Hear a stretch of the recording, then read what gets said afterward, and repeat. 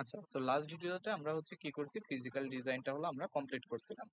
So physical ডিজাইনের অনেকগুলো step ছিল। প্রথমে হচ্ছে পার্টিশনিং, দেন ফ্লোর প্ল্যানিং, দেন হচ্ছে প্লেসমেন্ট, দেন হলো রাউটিং করে আমরা হলো একটা কমপ্লিট ফিজিক্যাল ডিজাইন সাপোজ হচ্ছে শেষ করছি। যে আমাদের হচ্ছে একটা চিপের কোথায় কি বসবে, কোথায় কোন কম্পোনেন্ট বসবে, মানে কোথায় কোন মডিউল বসবে, ওটাও হচ্ছে আমরা ফিক্স করছি। দেন হলো আমরা এদের মধ্যে রাউটিংটাও হচ্ছে শেষ করছি। দেন পাওয়ার মানে কমপ্লিট ডিজাইন হচ্ছে আমাদের শেষ, যে রাউটিং করা শেষ, পাওয়ার গ্রাউন্ড বসানো শেষ, সবকিছু শেষ। এখন শেষ করার পরে আমরা হচ্ছে এই ডিজাইনটা কি করব, এটা কি এখন মানে শেষ করার পরে এটাকে তাইওয়ান পাঠানোর আগে স্টিল এগুলোর হচ্ছে কিছু মানে কয়েকটা স্টেপ হচ্ছে আমাদের বাকি আছে। এন্ড এই স্টেপ গুলো হচ্ছে কিসের জন্য লাগে, বেসিক্যালি হচ্ছে এগুলা ভেরিফিকেশন স্টেপস। ভেরিফিকেশন স্টেপ মানে আমার ডিজাইন করা শেষ, আমার ডিজাইন পার্টটা ডান, এখন হচ্ছে আমার কিছু জিনিস ভেরিফাই করতে হবে যে এটা মানে একদম মানে আমার ম্যানুফ্যাকচারের জন্য বা হচ্ছে ফ্যাব্রিকেশনের জন্য রেডি কিনা। সো এই যে লাস্ট যে ফিজিক্যাল ডিজাইনের লাস্ট যে ভেরিফিকেশনের স্টেপগুলো, এগুলাকে বলে হচ্ছে সাইন অফ বা সাইন অফ প্রসেস। যে আমার ডিজাইন করা শেষ হওয়ার পরে আমি হচ্ছে কিছু ভেরিফিকেশন করি। এখন এই স্টেপগুলো কি বা সাইন অফ এর মধ্যে কি কি স্টেপস পড়ে, সো এর মধ্যে টোটাল হচ্ছে আমরা তিনটা জিনিস নিয়ে ডিসকাস করব। প্রথমে হচ্ছে যে প্যারাসাইটিক এক্সট্রাকশন, দেন আরেকটা আছে হলো ওই ভেরিফিকেশন স্টেপ, যে বিভিন্ন ধরনের ভেরিফিকেশন করে যে ডিজাইন রুল ঠিক আছে কিনা, হাবিজাবি লেআউট ভার্সেস স্কিমেটিক, ওগুলা নিয়ে আমরা হচ্ছে বেশি কথা বলবো না। সো আমাদের টপিক হচ্ছে মেইনলি তিনটা, একটা হলো প্যারাসাইটিক এক্সট্রাকশন, একটা হচ্ছে যে টাইমিং ক্লোজার বা হলো স্ট্যাটিক টাইমিং অ্যানালাইসিস, যেটাকে হলো আমরা এসটিএ বলি, যেটার মাদার টপিক হচ্ছে যে mainly timing closure. Timing closure and এটার একটা পার্ট হচ্ছে এসটিএ, আর লাস্টলি হচ্ছে আইআর ড্রপ অ্যানালাইসিস। সো আমরা এই লাস্টের এই ভেরিফিকেশন স্টেপের এই টাইমিং ক্লোজার বা এসটিএ নিয়ে হচ্ছে একটা ডিফারেন্ট ভিডিওতে ডিসকাস করব। সো এটা একটা ডিফারেন্ট ভিডিওতে আছে, আর আমরা এই ভিডিওতে হচ্ছে প্যারাসাইটিক এক্সট্রাকশন আর আয়ার ড্রপ এই দুইটা টপিক দেখবো আর কি। সো আমরা হচ্ছে ব্রিফলি শুরুতে মানে হচ্ছে এই তিনটা টপিক নিয়ে একটু ডিসকাস করে নিই যে এগুলা মানে কি করে। সো ফার্স্ট হচ্ছে প্যারাসাইটিক এক্সট্রাকশন। এটা হচ্ছে যে আমার বিভিন্ন ইন্টারকানেক্ট বা হচ্ছে সার্কিটের বিভিন্ন জায়গায় যে আমরা তার ইউজ করছি ওয়্যার গুলা, সো ওই ওয়্যার গুলার রেজিস্ট্যান্স আর ক্যাপাসিটেন্স কেমন, ওগুলা নিয়ে হচ্ছে আলোচনা করে। টাইমিং ক্লোজার হচ্ছে যে সার্কিটের টাইমিং রিলেটেড জিনিসপত্র ঠিক আছে কিনা, যে টাইমিং ক্রাইটেরিয়া ফুলফিল করতেছে কিনা, সো এই জিনিসগুলো হচ্ছে সেটা দেখে, যেটা হলো আমরা ভিডিওতে ডিসকাস করছি। আর আইআর ড্রপ যেটা, সেটা হচ্ছে যে ডিসকাস করে যে আমার সার্কিটের কোথাও এক্সেসিভ লেভেলের ভোল্টেজ ড্রপের কারণে, মানে আমার একটা ধরো ইনভার্টার, হ্যাঁ, তো ই হচ্ছে আমার একটা ইনভার্টার। তো আমার ইনভার্টারের এক্সপেকটেশন কি, এই জায়গায় হলো ভিডিডি থাকবে আর এখানে হচ্ছে গ্রাউন্ড থাকবে। সো ভিডিডি কানেকশনটা তো আমার কোথাও থেকে আনতে হবে, তাই না? সো সাপোজ হচ্ছে যে আমার এই জায়গায় হলো মেইন ভিডিডি কানেকশন, এখান থেকে হচ্ছে ভিডিডি কানেকশনটা আসতেছে। সো এই পথে যদি কোথাও এক্সেসিভ লেভেলের ড্রপ হয়, তখন হচ্ছে এই জায়গায় মানে ফুল ভিডিডিতে আসবে না। সো এগুলো হলো আইআর ড্রপের ব্যাপার স্যাপার। সো আমরা হচ্ছে একটা একটা করে শুরু করি। সো ফার্স্টে হচ্ছে যে parasitic extraction.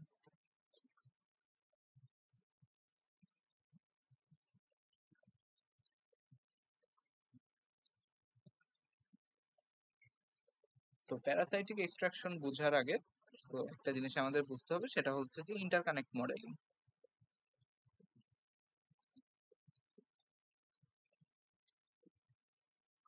Interconnect modelling, so interconnect modelling এর জিনিসটা কি, যে আমরা যত লেআউট দেখছি সবগুলা লেআউট কি, সবগুলা লেআউট হচ্ছে টপ ভিউ। যেমন আমরা যদি একটা লেআউট বাইর করি,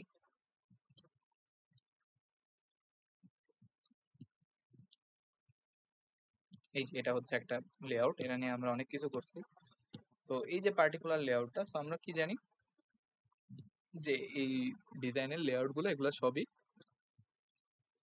হচ্ছে টপ ভিউ, মানে উপর থেকে আমরা তাকাচ্ছি। এন্ড আমরা এটাও বলছিলাম যে এইখানে যতগুলো আমরা এলিমেন্ট দেখতেছি, যেমন হচ্ছে যে এটা হলো একটা মেটাল লাইন, এটা হলো মেটাল, এটা হলো যে ডিফিউশন লেয়ার, এগুলো হচ্ছে ডিফিউশন লেয়ার, এগুলো হলো ডিফিউশন লেয়ার।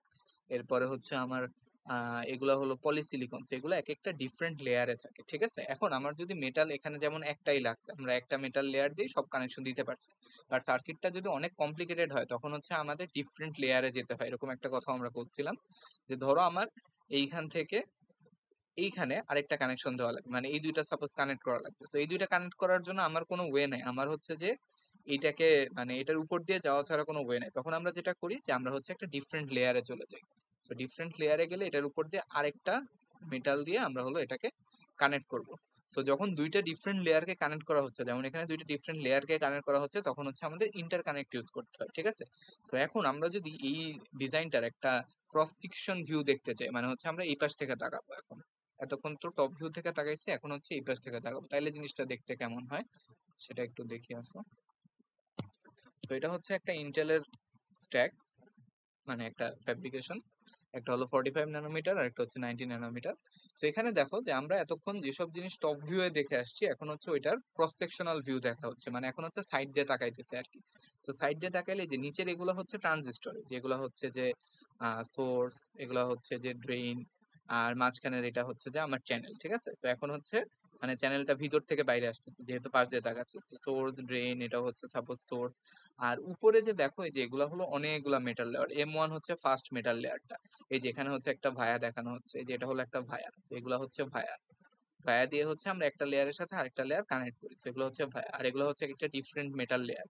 সো এক একটা মেটাল লেয়ারের থিকনেস হচ্ছে ডিফারেন্ট হয় আর কি, যত উপরে যাবো মেটাল লেয়ার গুলোর থিকনেস আস্তে আস্তে হচ্ছে বড় হইতে থাকে।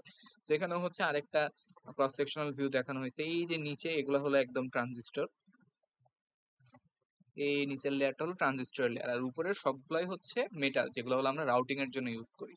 সো মেটাল বেসিক্যালি ইউজ হয় হচ্ছে রাউটিং পারপাসে, যেমন আমরা এখানে বলছিলাম যে জিনিসপত্র কানেক্ট করতে, যে আমার ধরো এটার সাথে এটা কানেক্ট করা লাগবে, সো কানেক্ট করার জন্য হচ্ছে আমরা মেটাল ইউজ করি রাউটিং পারপাসে। সো এখন সো যত কমপ্লেক্স ডিজাইন হবে আমার মেটাল লেয়ার হচ্ছে তত বাড়বে। সো একটা দুইটা গেটের জন্য এত মেটাল লেয়ার লাগে না, বাট আমি যদি একটা ফুল প্রসেসর ডিজাইনের কথা চিন্তা করি তাহলে হচ্ছে এতগুলা মেটাল লেয়ার থাকা খুবই স্বাভাবিক। তো আমার কাছে আরেকটা সুন্দর ছবি আছে, এই যে এখানেও দেখতে পারো যে এখানে হচ্ছে যে জিনিসগুলা একটু সুন্দর দেখা যাচ্ছে, যে এখানে হলো বিভিন্ন ধরনের মেটাল লেয়ার, আর এই যে এগুলো হলো ভায়া এক একটা, সেগুলো হচ্ছে দুইটা মেটাল লেয়ারকে কানেক্ট করছে, সেগুলো হচ্ছে ভায়া, এগুলো হচ্ছে ভায়া। সো এই যে মেটাল গুলা মানে যেগুলা দিয়ে আমরা রাউটিং করি, তো এই মেটালকে বলা হয় হচ্ছে মানে ভদ্র ভাষায় ইন্টারকানেক্ট। ইন্টারকানেক্ট যেগুলো এগুলা হচ্ছে আমার ইন্টারকানেক্ট। এখন ইন্টারকানেক্টের অবশ্যই কি থাকবে, যে আমরা যেহেতু একটা মেটাল ইউজ করতেছি তাহলে অবশ্যই এদের রেজিস্ট্যান্স থাকবে এন্ড হচ্ছে এগুলার ক্যাপাসিটেন্স থাকবে। সো এই রেজিস্ট্যান্স ক্যাপাসিটেন্স গুলোকে মডেল করাই হচ্ছে আমাদের প্যারাসাইটিক এক্সট্রাকশনের কাজ আর কি, ঠিক আছে। সো প্রথমে আসো আমরা হচ্ছে দেখি যে কিভাবে ইন্টারকানেক্ট মডেল করা যায়, মানে রেজিস্ট্যান্স মডেল করা যায়। তো প্রথমে আসো এখানে একটা জিওমেট্রি দেখানো হয়েছে, যে এটা হলো দুইটা মেটাল লেয়ার, সাপোজ নিচেরটা হলো এই যে এটা হচ্ছে সাবস্ট্রেট আর এটা হচ্ছে মেটাল। সো বিভিন্ন প্রপার্টি এখানে দেখানো হয়েছে, যেটা আমরা হলো থিকনেস কে টি দিয়ে লিখতে পারি, এই এল আর ডাব্লিউ, এল আর ডাব্লিউ আমরা টপ ভিউ থেকেও দেখতে পারি। তো টপ ভিউ থেকে আমরা হচ্ছে ওই যে লেন্থ L/W এই রেশিওটা হচ্ছে আমরা দেখতে পারি টপ ভিউ থেকে। আর থিকনেস হচ্ছে টপ ভিউ থেকে দেখা যায় না, থিকনেস শুধু হচ্ছে ক্রস সেকশনাল ভিউ থেকে দেখা যায়। আর হাইট হচ্ছে যে আমার এই মেটাল থেকে সাবস্ট্রেটের মধ্যে যে ডিসটেন্সটা রাখা হয় এটাকে বলে হচ্ছে হাইট। সো এই যে বেসিক্যালি হলো এই যে এই ডিসটেন্সটা হলো আমার হাইট, যে আমার সর্বনিম্ন স্তরের মেটাল থেকে এই সাবস্ট্রেটের মধ্যে যে গ্যাপটা রাখা হয়েছে। আচ্ছা, এখন আরো কিছু টার্মিনোলজি আছে, যেমন হচ্ছে যে তোমার উইথ, আমরা সবাই জানি যে উইথ কি। সো উইথ আর হচ্ছে একটা মেটাল থেকে ইন্টারকানেক্ট থেকে আরেকটা মেটাল ইন্টারকানেক্টেড যেই ডিফারেন্সটা, এই দুইটার যে যোগফল W+S, সো W+S কে বলা হয় হচ্ছে আমার পিচ। সো W+S হচ্ছে আমার পিচ, এটা আমরা দেখছিলাম ওই যে করার সময়, লেআউট ডিজাইন করার সময়, যে পিচ কত থাকতে হয়, পিচ হচ্ছে যে টুয়াইস ল্যামডা থাকতে হয়, সো এরকম একটা রুল আমরা দেখছিলাম। সো এটা হচ্ছে যে পিচ। আর হলো L/W যেটা, এই লেন্থ বাই উইথ, এটাকে বলা হয় হচ্ছে অ্যাসপেক্ট রেশিও বা এআর, ঠিক আছে। তো এটা হচ্ছে যে আমার অ্যাসপেক্ট রেশিও, ও সরি অ্যাসপেক্ট রেশিও এটা না, অ্যাসপেক্ট রেশিও হচ্ছে যে থিকনেস বাই হচ্ছে width, T/W, sorry sorry, thickness divided by হচ্ছে উইথ, এটা হচ্ছে আমার অ্যাসপেক্ট রেশিও। থিকনেস হচ্ছে এটা, আর উইথ হচ্ছে এটা, ঠিক আছে? আচ্ছা, সো এগুলো হলো বিভিন্ন টার্মিনোলজি যেগুলো হচ্ছে আমাদের মানে মনে রাখা উচিত। আর অ্যাসপেক্ট রেশিও ইউজুয়ালি হলো এখন মডার্ন যে প্রসেস গুলো আছে এখানে হচ্ছে, আচ্ছা দেখো যে ওল্ড প্রসেসে অ্যাসপেক্ট রেশিও হচ্ছে লেস দেন 1 হইতো, আর এখন মডার্ন প্রসেসে অ্যাসপেক্ট রেশিও হচ্ছে প্রায় 2 এর কাছাকাছি। মানে হলো আমার থিকনেসটা বড় হয় আর হচ্ছে যে আমার উইডটা হচ্ছে ছোট হয়, মানে যে এরকম ছোট এরকম জিনিসপত্র মানে স্কিনি ওয়্যারস বলা হয়, প্যাকিং মিনি স্কিনি ওয়্যারস। আচ্ছা, তো আচ্ছা, সো এখন হচ্ছে আমার এই ইন্টারকানেক্ট আমরা বুঝলাম কি জিনিস, এখন হচ্ছে ইন্টারকানেক্টের রেজিস্ট্যান্স বের করার কিছু মানে টার্মিনোলজি আর কি। যে এটা যদি আমাদের একটা ইন্টারকানেক্ট হয়, মেটাল ইন্টারকানেক্ট, এটা ডাব্লিউ, এটা এল, এটা হচ্ছে টি, তাহলে আমরা কি জানি যে কোনো একটা ম্যাটেরিয়ালের resistance R is equal to হচ্ছে rho by L divided by হচ্ছে rho L by A. So L হচ্ছে এখানে লেন্থটা এল, আর এরিয়া যেটা এরিয়া সমান এখানে কি হবে ডাব্লিউ ইন্টু টি। সো এটা হলো ডাব্লিউ আর এটা হচ্ছে টি, সো এরিয়া হবে হচ্ছে আমার টি ইন্টু ডাব্লিউ। সো এই ইকুয়েশনটাকে কিভাবে লেখা যায় দেখো, আমরা হলো যখন টপ ভিউ থেকে তাকাই তখন আমরা হচ্ছে কোন জিনিসটা দেখতে পাবো, আমরা হচ্ছে এল বাই ডাব্লিউটা দেখতে পাবো। সো রেজিস্ট্যান্স আমাদের হচ্ছে থিকনেস, এটা টপ ভিউতে দেখা যায় না, থিকনেস হচ্ছে ক্রস সেকশনাল ভিউতে দেখা হয়। সো এই জন্য যেটা করে যে ফ্যাব্রিকেশন মানে যেই নর্মটা ইউজ করা হয় সেটা হলো যে আমার একটা সিঙ্গেল টেকনোলজিতে বা একটা সিঙ্গেল লেয়ারের যদি আমরা কথা বলি যে একটা স্পেসিফিক লেয়ারের সবগুলার থিকনেস বা টি হচ্ছে সেম রাখা হয়। যেমন আমরা যদি আবার উপরের ছবিটায় দেখি যে দেখো যে আমার ইয়ে কি বলে এই যে এখানে কিছু একটু এক্সেপশন আছে, বাট ইউজুয়ালি যেটা হয় যে আমার হলো একই লেয়ারের সবগুলার হলো থিকনেস মোটামুটি সেম রাখা হয়, মাঝখানে কয়েকটা একটু অ্যাবনর্মাল আছে এগুলা হচ্ছে করে আর কি। বাট ইউজুয়ালি হচ্ছে এই ট্রেন্ডটা ফলো করা হয় যে একই লেয়ারের মেটালের থিকনেস গুলা হচ্ছে সেম থাকবে, same same same same same same. আচ্ছা, সো তাহলে আমরা হচ্ছে রেজিস্ট্যান্সকে কিভাবে লেখা যায়, যে আমরা যদি টি কে কনস্ট্যান্ট রাখি তাহলে এই পুরাটাকে হচ্ছে একটা টার্ম হিসেবে লেখা যায় যেটাকে বলে হচ্ছে আর বক্স। সো আমার ইন্টারকানেক্টেড রেজিস্ট্যান্স আর সমান সমান কি হলো যে R box into L by W. So R box হচ্ছে আমার রো বাই টি বা শিট রেজিস্ট্যান্স। সো এই জিনিসটাকে হচ্ছে মোটামুটি কনস্ট্যান্ট রাখা হয় একটা নির্দিষ্ট লেয়ারের জন্য। সো এই পার্টটা যদি আমার কনস্ট্যান্ট হয় বা এই পার্টটা যদি আমি জানি তাহলে হচ্ছে আমরা ওই টপ ভিউ থেকেই বা হচ্ছে উপরের ভিউ থেকে আমরা একটা ওয়্যারের রেজিস্ট্যান্স কত হবে ওটা হচ্ছে বের করতে পারবো কিভাবে এল বাই ডাব্লিউ রেশিও দিয়ে।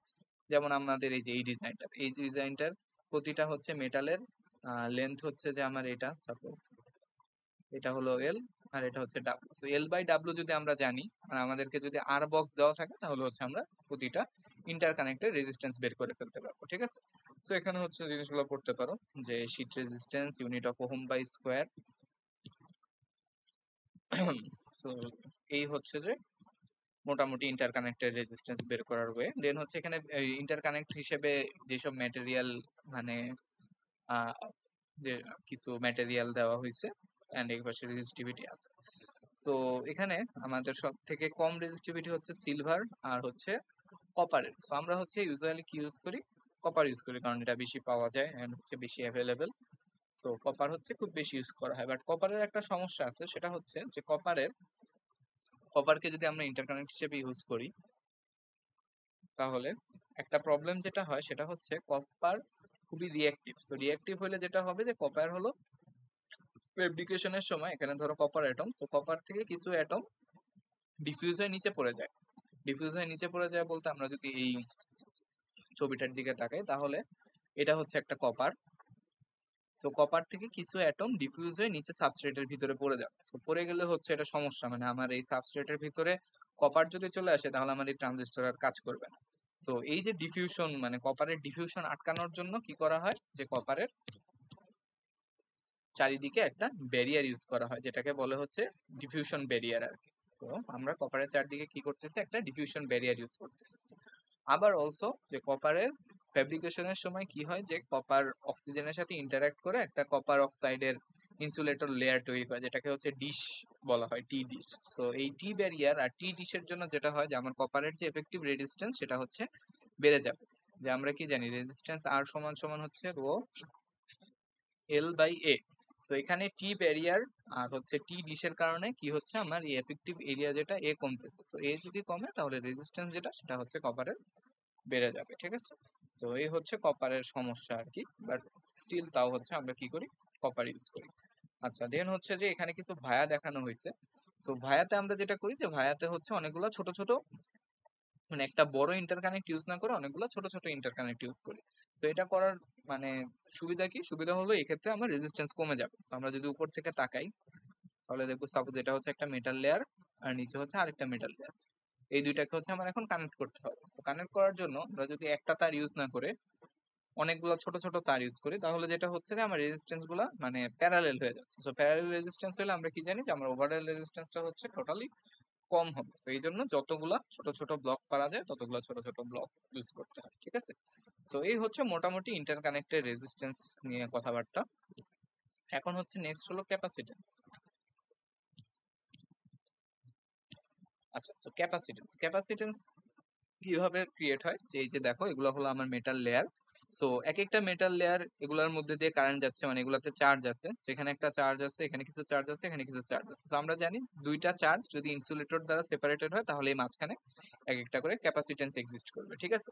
সো এই ক্যাপাসিটেন্স বিভিন্ন ধরনের হইতে পারে, যে দুইটা ডিফারেন্ট লেয়ারের মেটালের ভিতরে ক্যাপাসিটেন্স, মেটাল আর সাবস্টেন্সের ভিতরে ক্যাপাসিটেন্স, আবার মেটালের সাইড ওয়ালের থেকে এই উপরের ওয়ালের যে ক্যাপাসিটেন্স, এরকম হচ্ছে বহুত ক্যাপাসিটেন্স হলো আমার ক্রিয়েট হয় একটা ইসের ভিতরে আর কি, ডিজাইনের ভিতরে। তো এখানে হচ্ছে যে একটা ইয়ে দেখানো হয়েছে যে এই নিচেরটা হলো আমার সাবস্ট্রেট, এগুলো হলো বিভিন্ন মেটাল, এটা হলো মেটাল, এটা হচ্ছে একটা মেটালের লেয়ার, আর উপরেরটা হলো আরেকটা মেটালের লেয়ার।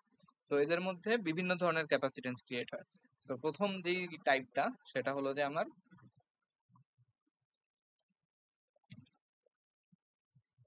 কাপলিং বা ল্যাটারাল। ল্যাটারাল হলো মানে একই লেয়ারের দুইটা মেটালের ভিতরে পাশাপাশি যে ক্যাপাসিটেন্সটা ক্রিয়েট হয় এটা হলো ল্যাটারাল। যে একই লেয়ারের দুইটা ইয়ের ভিতরে কি বলে আহ, দুইটা মেটালের ভিতরে। ফ্রিঞ্জিং কি, ফ্রিঞ্জিং হচ্ছে দুইটা ডিফারেন্ট লেয়ারের ভিতরে বাট এই সাইড ওয়ালের মাধ্যমে, যে এই লেয়ারের যে একটা সাইড ওয়াল আছে আর এই লেয়ারের যে একটা উপরের যে ওয়াল, সো এই দুইটার মধ্যে যে ক্যাপাসিটেন্সটা এটাকে বলা হচ্ছে ফ্রিঞ্জিং ক্যাপাসিটেন্স। যে একটা লেয়ারের সাইড ওয়াল আর নিচের লেয়ারটার আপার লেয়ার, ঠিক আছে। আচ্ছা, এরপরটা হলো প্যারালেল। প্যারালেল ক্যাপাসিটেন্সটা হচ্ছে খুবই ইজি, যে দুইটা লেয়ারের মধ্যবর্তী এই যে বরাবর যে ক্যাপাসিটেন্সটা এটা হলো যে প্যারালেল। সো প্যারালেল ক্যাপাসিটেন্সটা এই যে এখানে খুব ভালো মতো দেখা যাচ্ছে, যে দুইটা ডিফারেন্ট লেয়ারের মাঝখানে প্যারালেলি যে ক্যাপাসিটেন্সটা ক্রিয়েট হয় এটা হলো প্যারালেল।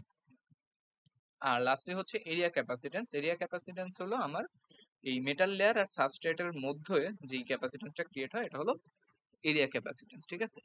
আচ্ছা, সো ক্যাপাসিট্যান্সের ফর্মুলা আমরা সবাই জানি, C is equal to epsilon W H by D. So এখানে হচ্ছে ডাব্লিউ হলো এটা, এইচ হচ্ছে এটা, মানে উপরেরটা হলো এরিয়া, সো এটা হচ্ছে এরিয়া, আর ডি হচ্ছে যে এই দুইটার মধ্যবর্তী যে ডিসটেন্স, ঠিক আছে।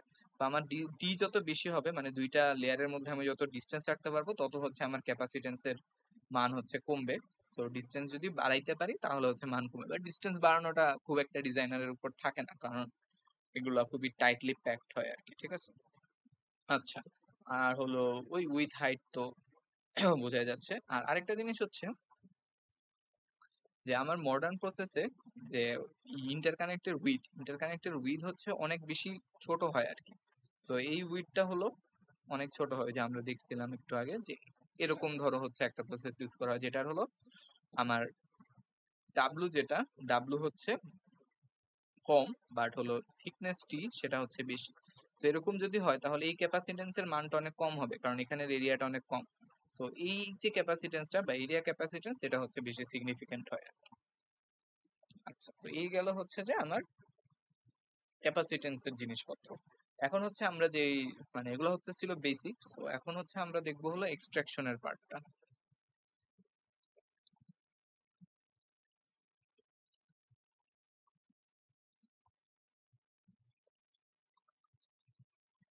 আচ্ছা, সো আমরা কি দেখলাম, যে ইন্টারকানেক্টের জন্য যেটা হয় যে আমার মেটাল ইন্টারকানেক্ট ইউজ করার জন্য মেটাল ইন্টারকানেক্টের কিছু কি থাকে, রেজিস্ট্যান্স থাকে, আবার পাশাপাশি দুইটা মেটাল ইন্টারকানেক্টের মধ্যে হচ্ছে ক্যাপাসিটেন্স ক্রিয়েট হয়, ঠিক আছে। সো এগুলাকে বলা হয় হচ্ছে parasitic resistance and parasitic capacitance. Parasitic কেন, কারণ এই জিনিসগুলো হলো আমরা চাই না আর কি, মানে এই জিনিসগুলো ডিজাইনের সাথে অটোমেটিক্যালি চলে আসে, তো এই জিনিসের জন্য এগুলো হলো প্যারাসাইটিক আর কি। সো এখন এই প্যারাসাইটিক রেজিস্ট্যান্স আর ক্যাপাসিট্যান্স থাকলে কি হবে, যে আমার সার্কিটে জানি রেজিস্ট্যান্স ক্যাপাসিট্যান্সের জন্য কি হয়, যে ডিলে বাড়বে, পাওয়ার যেই জেনারেশন ওগুলো হচ্ছে বাড়বে, ঠিক আছে। তো আমি একটা ডিজাইনের করার সময়, যে আমরা যখন ফিজিক্যাল ডিজাইন করি, তখন কিন্তু হচ্ছে এই জিনিসগুলো মাথায় রাখাটা একটু ডিফিকাল্ট আর কি, যে কিভাবে জিনিসগুলো করানো যায়। কারণ আমি যতই হচ্ছে দিব, মানে মেটাল লেয়ার দিব বা যখনই রাউটিং করব, তখনই হচ্ছে এই জিনিসগুলোর সাথে চলে আসতেছে। তো আমার ভেরিফিকেশনের প্রসেসে বা সাইন অফের সময় আমার যে জিনিসটা চেক করতে হবে, যে এই রেজিস্ট্যান্স আর ক্যাপাসিট্যান্স যেগুলো চলে আসছে, মানে এগুলোকে বাদ দেওয়ার কোনো ওয়ে নাই, এগুলো আসবেই, সেগুলো ইনএভিটেবল। সেগুলো আসার পর আমার যেটা মানে ইনশিওর করতে হবে সেটা হচ্ছে এগুলোর এফেক্ট কতটুকু, যে এটা কি আমার সার্কিটের মানে নর্মাল অপারেশনকে একদম মানে করে দিবে, নাকি হচ্ছে এগুলা নিয়ে আমি চালাইতে পারবো আর কি।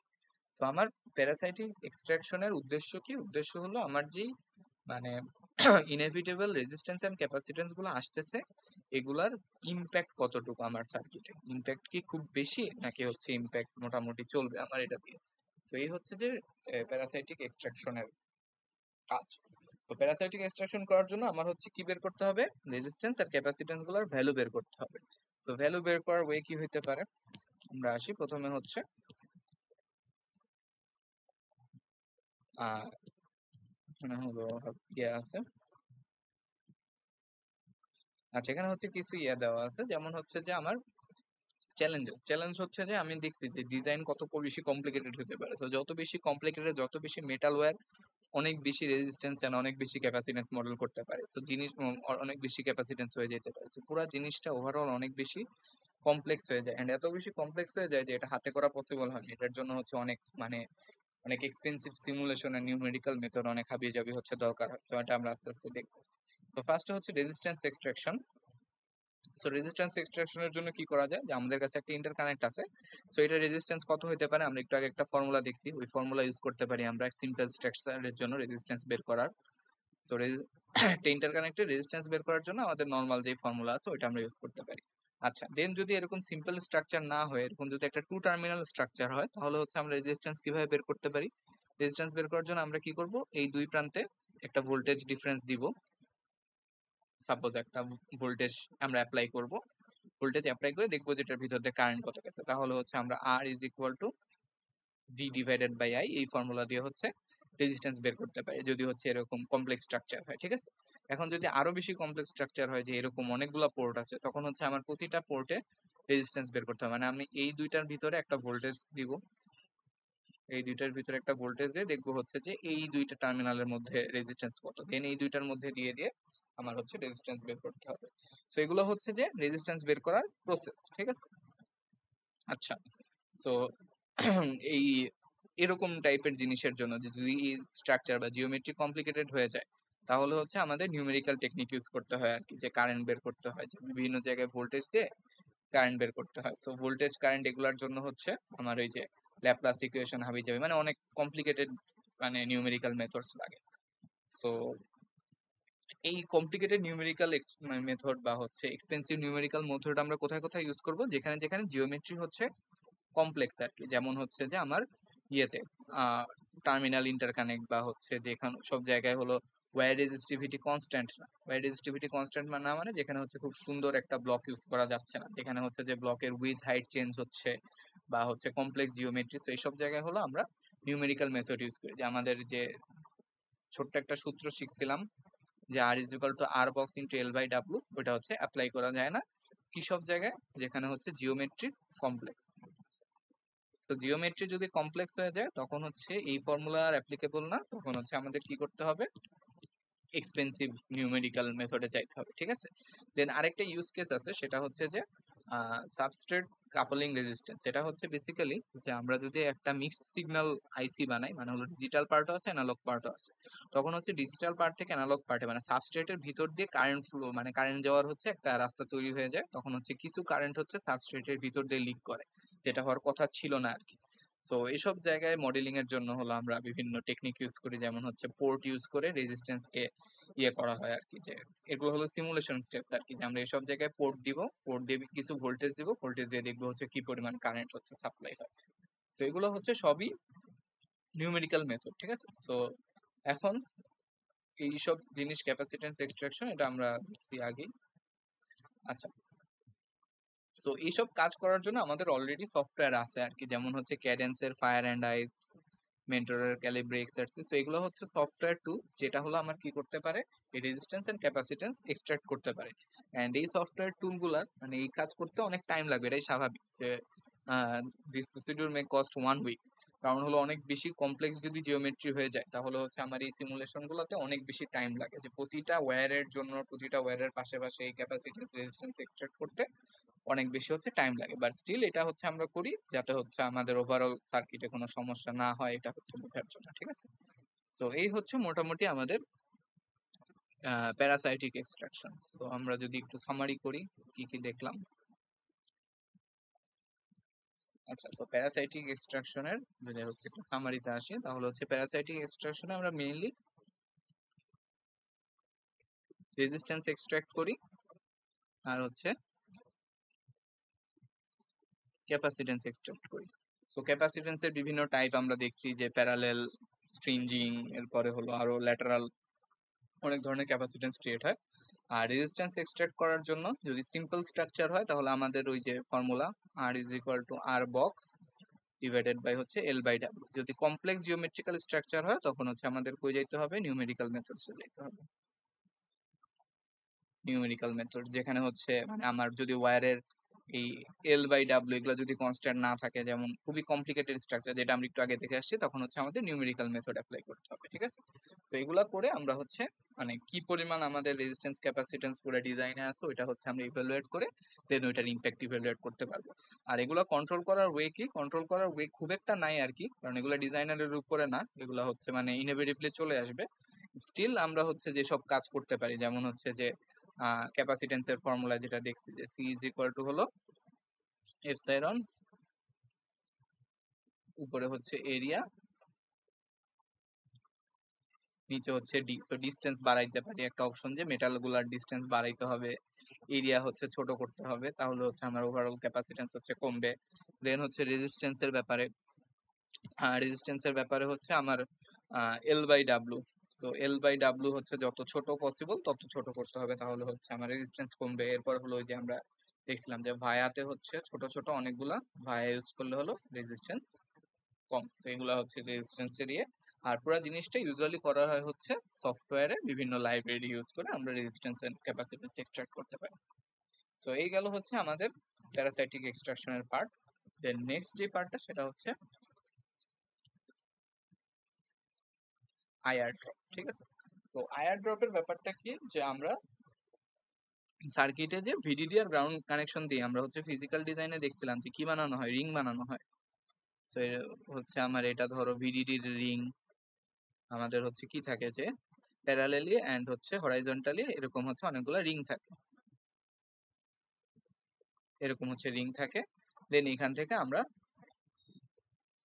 এখানে একটা ব্লক, সো এই ব্লকে হচ্ছে এই যে ভিডিডি দ্বারা কানেক্টেড এই ব্লকটা, ঠিক আছে। সো সাপোজ আমরা হচ্ছে এই যে ভিডিডিটা দিছি হচ্ছে এই জায়গায় হলো আমার সোর্স, ঠিক আছে। আমরা শুরুতে বলছিলাম সাপোজ এটা হলো আমার ভিডিডির সোর্স, এইখান থেকে হচ্ছে আমার এই ব্লক, এখানে হলো আমার ব্লকটা। সো এই ব্লকে হচ্ছে ভিডিডি আসছে, পাওয়ার আসছে, ঠিক আছে। সো এই যে পাথের কিছু কি আছে, পাথগুলো তো মেটালেরই পাথ। সো মেটালের পাথ যদি হয় তাহলে এগুলার কি থাকবে, এগুলার হচ্ছে রেজিস্ট্যান্স থাকবে। সো এগুলার যদি রেজিস্ট্যান্স থাকে তাহলে হচ্ছে এখানে কি হবে, আমরা জানি ভি ইজ ইকুয়াল টু হচ্ছে I into R. So current যাচ্ছে অবশ্যই, রেজিস্ট্যান্সও আছে, তাহলে এখানে কি হবে, একটা ভোল্টেজ ড্রপ হবে।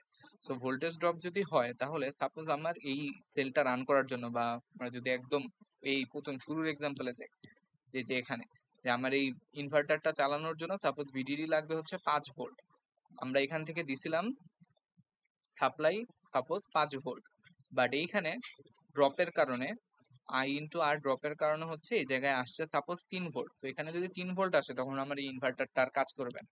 তো এই জিনিসটাই হচ্ছে আইআর ড্রপ, যে মাঝখানে মানে ভিডিডি থেকে আমার সেলে কানেকশন আসার মাঝখানে যদি কোথাও ড্রপ হয়ে যে এতই কমে যায় যে আমার হচ্ছে আর মানে এই সেলটা কাজ করা বন্ধ করে দিবে, তখন ওই জিনিসটাকে আমরা বলি হলো IR drop. So IR drop fix করার জন্য ওয়ে যেটা, সেটা যদি আমরা আবার একটু দেখাই একটা জিনিস।